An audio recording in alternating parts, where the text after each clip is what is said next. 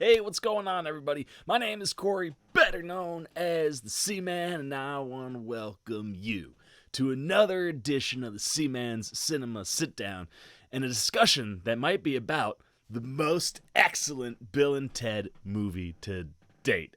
Am I crazy? Maybe. I don't know. I just watched it. I cried. I laughed.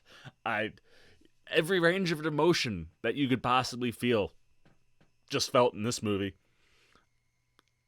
Most of rewatching the first two was just pure enjoyment and fun and laughter, and this is just, it's so grown up, and it's awesome. Why don't you pull up the chair, man? Take a seat. We're getting ready to dive in spoiler free into Bill and Ted Face the Music. I almost don't have words on this one. Like, I've seen this merry-go-round go on before, where there's a franchise that made one movie and should have made a sequel but never made a sequel, or made two movies and then came back around and tried to do a third one. And, more often than not, it doesn't work because it's very rare to be able to capture lightning in a bottle more than once, And somehow, some way, Chris Matheson and Ed Solomon, they cracked the code, dude. This Bill and Ted movie might be the best of all the Bill and Ted movies, and it's because of the gap in time that allowed two writers and two actors to grow up, have a life. And all of that is present in this movie, while at the same time giving you all the goods from the originals, dude. They found a way to write a script that allows you to relive Bill and Ted's Excellent Adventure and Bill and Ted's Bogus Journey, and simultaneously give you a third movie that's just pure perfection. I almost don't know what to say other than thank you, Chris Matheson and Ed Solomon and Keanu Reeves and Alex Winter, for being four guys that have been friends this entire time and figuring out a way as a group to grow and tell a story that was about two boys. Now they're about two men who are still those same two boys with their two wives who are the same, well, different actors, but same two girls from back then. And now they have two girls of their own, which were also from back then. You get to the end of Bill and Ted's Bogus Journey, they got, a little Bill and a little Ted, and you're like, oh, that's awesome. Not realizing that it was a little Billy and a little Thea. And mixing all of it together created something beautiful, and also, plays into the plot and, what makes the movie work. It's this idea of bringing people together and, acknowledging your past, present, and future, and just acknowledging people. It's crazy, man. There are so many levels to a movie that comes from two movies that operate on levels, but not nearly as deep or as intelligent. Like I said, you saw two writers and two actors that have been together for three different movies, and there was such a long gap in between. They got to grow up, and you feel it, man. This feels like a grown-up version of Bill and Ted, and it works, dude. It works so well, and the reason it works so well is, like I said, that idea of opening and widening that team, that group. And the thing I love about Bogus Journey is it gives you, Bill and Ted 2, but also two Bill and Teds. Now, this is a non-spoiler, but Bill and Ted 3 finds a way to do something similar where you end up with three things going on and you're like, oh my God, that's wow. And I'm not going to say anything else really about the movie besides that. it was just wonderful, man. Like like I said, I laughed, I cried. It hits every nostalgia thing you would want a movie like this to hit. I highly recommend, if you can, watch all three of these in a row, man, because like everything, when everything is fresh in your brain, oh my god, like it's beautiful, dude. And like I said, that's all I'm gonna say about the movie because I don't want to spoil anything, man. This was a magical experience for me. It kind of reminds me of another movie that came back around after a very, very long hiatus. Not as long as Bill and Ted. There was pretty much hiatuses between most of their movies, but Bad Boys 3 did, Bad Boys for Life, which always confuses. Why would you put a 4 in a movie about a 3? But anyway, like that movie, same thing. Found a way to capture the essence of those first two movies, even though there were large gaps in between them, and deliver something that knew how to give you everything you wanted from there and something you hadn't seen that just elevated everything. And that's exactly what this movie does. And like I said, that concept of 3, when you finally see it like happening and you're like, oh my gosh, this is so awesome. Like, whoa, dude. Like, I literally had a whoa, dude moment. And this cast is just amazing.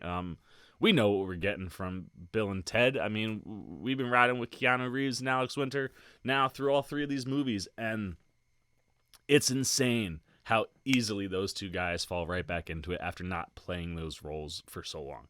Like, they are legitimate grown-up versions of those characters. And just like, there's like conversations about the way that they are, and how they haven't changed, and they kind of address some of those things and like what they should change and focus on. But like, it all plays into who they are and what they've been for all these movies. And it's just, watching these two guys get to play ball this time was just so enjoyable, because you could tell, like, it's like they knew they captured that lightning in a bottle again. It's like, we're going to just have the best time ever making this movie. And you have so much fun with those two. But this movie is even better because we get to spend time with their kids. Samara Weaving plays Thea, and Bridget Lundy Payne plays Billy, our female Bill and Ted. And it's great that it's, Bill's daughter is named Thea and Ted's daughter is named Billy. Like, it just, the symbolism and what that means to that relationship and what that relationship is, like, crazy good. And then to watch these two girls play Billy and Thea, like, and the craziest thing, listen to the Comic-Con panel, neither of them had ever watched the movies prior to getting, the roles. And like, when Samara found out that she got it, her partner like lost it and was like, oh, we are watching these right now. And on the other side, Bridget Lundy Payne, I think, like, had listened to a little bit of Keanu's Ted just to have like an idea, but did not want to watch anything. Wanted to kind of just go off of what the script was and just the vibe of like one thing. And they're both pitch perfect. Bridget Lundy Payne popped a little bit more for me, and I love Samara Weaving. But there's just something about her delivery that was so spot on, and knowing that she hadn't watched the movies prior to making this, it was like, wow, man. Like, it was so natural. And same goes for Samara Weaving. I mean, she's fantastic. And together, they really do create a new version of Bill and Ted. And, it's one of those things where it's like, oh, okay, you give them their daughters, so like now they can make more Bill and Ted movies. No, that's not what this is about. This is about completing a story that deserved a completion. And they found a wonderful way to do it with these two women that just fit so perfectly into this world. And I love like what they become by being Bill and Ted's kids, and how that plays into the storyline and what happens. It was such a cool way to do what they're trying. Like, when it starts happening, you're like, oh, that's so bodacious, man. Like, it was just like, it starts and you're just like, I was in awe. And it was so much fun to watch those four on camera. And then, you bring in Aaron Hayes and Jayma Mays to play Elizabeth and Joanna. And while you're not looking at the original actors from, the original Bill and Ted movies, looking at two different actors, they nail it. Like, absolutely crush it. And how their characters play into the story this time around was, again, you found a different way to kind of shift it, change it, and elevate it.